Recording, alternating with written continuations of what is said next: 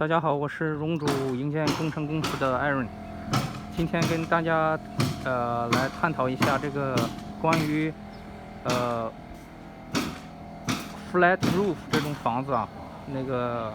它的这个，因为这个房子它没有 attic， 我们可以看这个邻居哈，它这个是有一个 attic， 所以说它的排水啊，和这个空调的施工方法呢，就是传统的，它这个空调可以 furnace 呢可以放到这个上面这个 attic 里面，但是这个平的屋顶呢，我们可以看到它是没有 attic 的。那这个空调的 furnace 啊，必须要么就是在这个找一个地方，像 closet 一样要放在里边，这样就占据了这个一些 living space。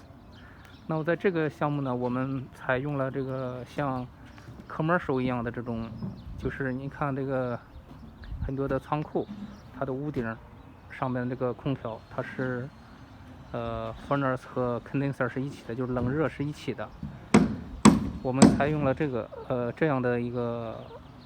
空调，那它的空调是用在 residential 的，这样的话我们就把这个整个的机器装在这个屋顶上面，这是它那个 base 将来roof防水呢就在这个地方做，然后上面再做到上面，那个就是那个机器，这边是信号线，电线，这旁边是要做这个煤气管。那么做这个关于防水的问题呢，这个因为平的屋顶没有这个ridge， 也没有这个歪理，它就是排水，它是个这个呢做法就需要有一个 slope 集中到一个地方。我们可以看到这个屋顶，我们从这面墙可以看到哈，这个从后面到前面它是有一个 slope。然后，那么水呢，所有的雨水都会积到大概这个区域。那我们看到上面这几个，是什么？这个就是我们讲的这个 overflow 的这个下水口。那这个口呢，就是说我们这个雨水来了以后，这个它可以挡住一些树叶啊，一些杂物。然后水就从这个地方过去。我们可以看到旁边还有一个口哈，这个口的高度比这个高度是有一个落差。这个就是我们讲的 overflow。如果这个堵了，比方说有一些脏东西把这个管子堵了，那这个水就会到这个地方，从这个管子 overflow 出去。所以说呢，我们可以看到这种做法，一会儿我们可以到下面看一下这个整个这个排水管道。那么很多人施工呢，一些老的房子，你看到它通常有的时候会在这一面墙上，它会钻一个洞，然后一个口就伸出去了，外面做一个接水的一个管子。那这种方法呢，施工成本很低，但是这个不合理。为什么呢？就是说这种CT 检查也不行。为什么？因为它那种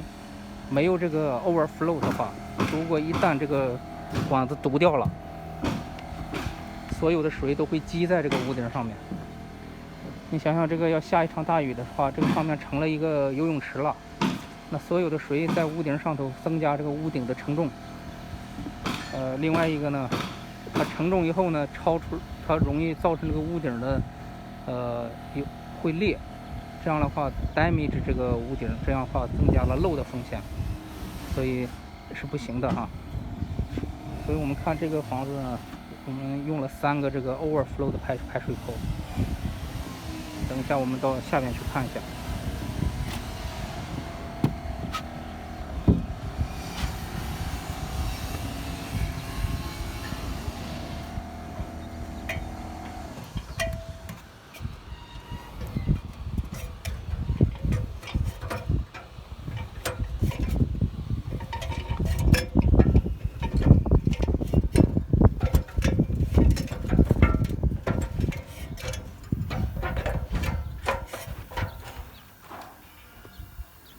我们可以看到，这是这个排气的，这是2个，就上面的那个 overflow 的排水口哈，这样下来。因为这个管子是3寸，我们没有办法去把这个top plate 钻一个很大的洞，所以把它这儿做了一个斜角，然后做一个 soffit 的这个地方。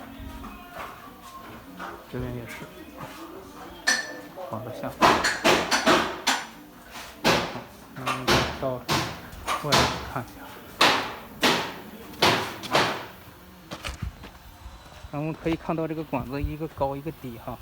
那么这个高的这个管子呢，就是刚才讲的这个 overflow 的那个，上边有一个高的那个地方，就是等这个管子万一堵掉了，它 overflow 会从这个管子把水排出来。这边也是一样的。所以这样我们它把这个做成一高一低呢，一个是也便于你辨认。如果这个不出水了，这个出水的话，你可以看啊，这个低的如果不出水，正常是低的出水，这个不出水的。如果一旦上面这个高的出水，低的不出水了，那就是说明上面堵了，你需要上去清理那些树叶呀，或者一些杂物，